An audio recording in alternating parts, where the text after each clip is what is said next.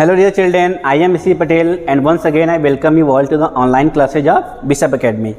Dear children, this is my last video of the first lesson of history of French Revolution.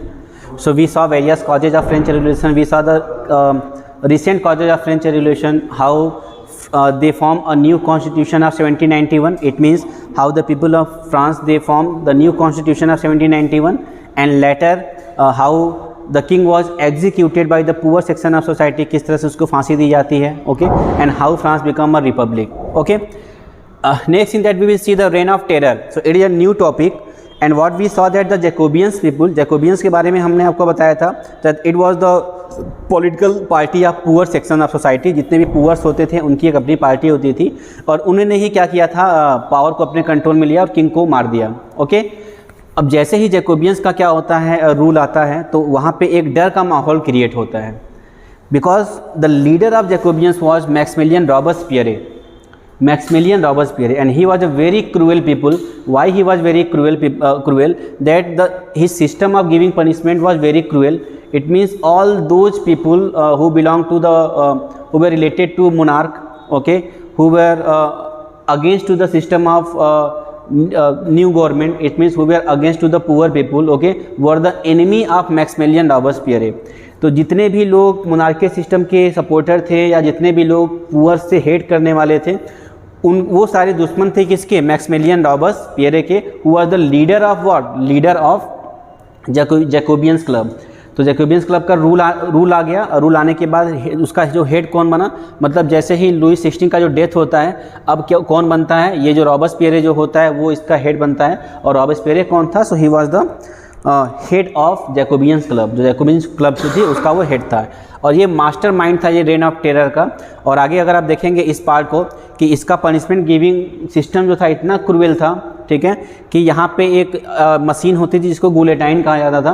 Because as it was invented by doctor Guillotine. तो guillotine एक doctor थे, उन्होंने punishment देने का एक machine invent किया था. इसमें 2 पोल्स होते थे और ऊपर एक ऐसे आप देख सकते हैं ऐसे ब्लेड लगा है, यहाँ पे ब्लेड लगा रहता था और कोई भी पर्सन उसको यहाँ पे ऐसे ले आके उसके हेड को, ठीक है, उसका जो हेड होता था यहाँ पे उसको फंसाया जाता था और ऊपर से ऐसे ब्लेड को नीचे ऐसे गिराया जाता था और जैसे ही गिराया जाता था उसका जो हेड हो जाता था वो अलग हो जाता था. और जो मैक्सिमिलियन रॉबेस्पियरे ही है ये, ठीक है, हालांकि ये नहीं देता था, बस यहाँ पे बनाया गया है, ठीक है, और फिर इसके बॉडी को फेंक दिया जाता था.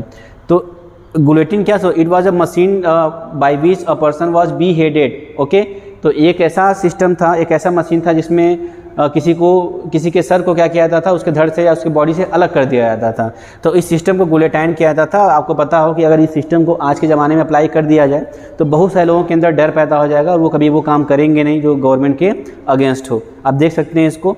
तो इसीलिए ऐसा समझा जाता था कि इसका जो टाइम था, इसका जो रेन था, रेन का मतलब जो एरा जो टाइम था वो क्या था, बहुत टेरर वाला था, बहुत दहशत वाला था. ओके, फिर in the last we will see that one more you can say ruler, okay, and he was a very popular ruler of France, not only in France but in the whole world.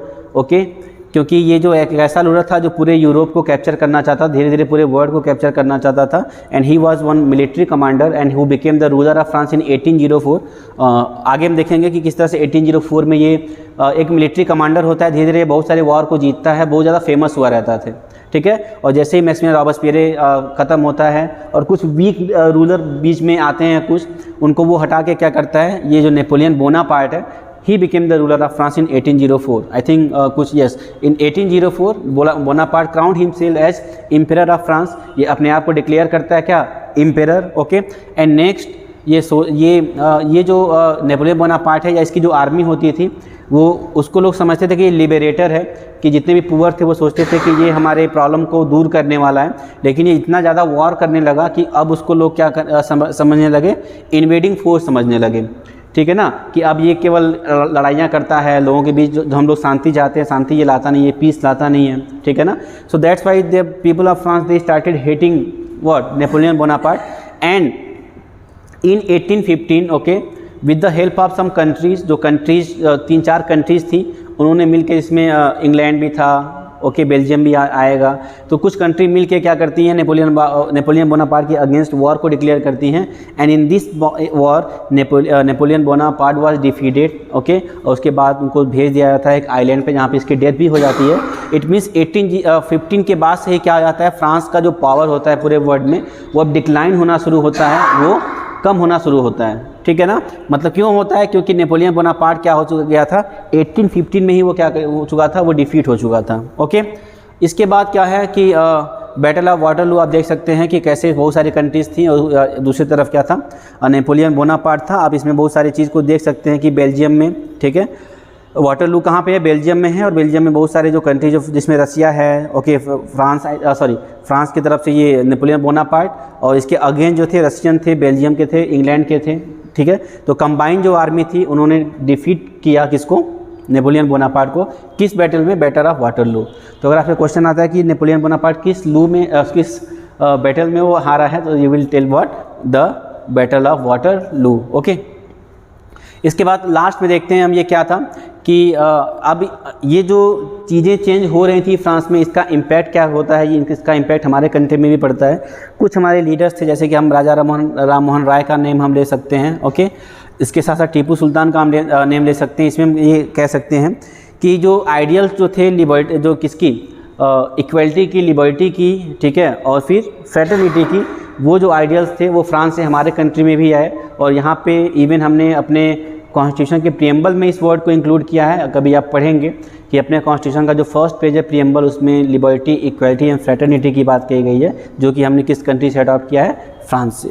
Okay, तो ये सारी जो चीज़ें हो रही थी उसमें से हमारे बहुत टीपू सुल्तान, राजा राम मोहन राय, ये बहुत ज़्यादा इन्फ्लुएंस हुए इससे, और इन चीज़ों को उन्होंने अपने कंट्री, मतलब हमारे कंट्री इंडिया में भी लाया। Okay, so dear children, this is the end of the first lesson of history, the French revolution. After that I will send you some questions which are remaining. Okay, so complete this chapter. Okay, thank you so much.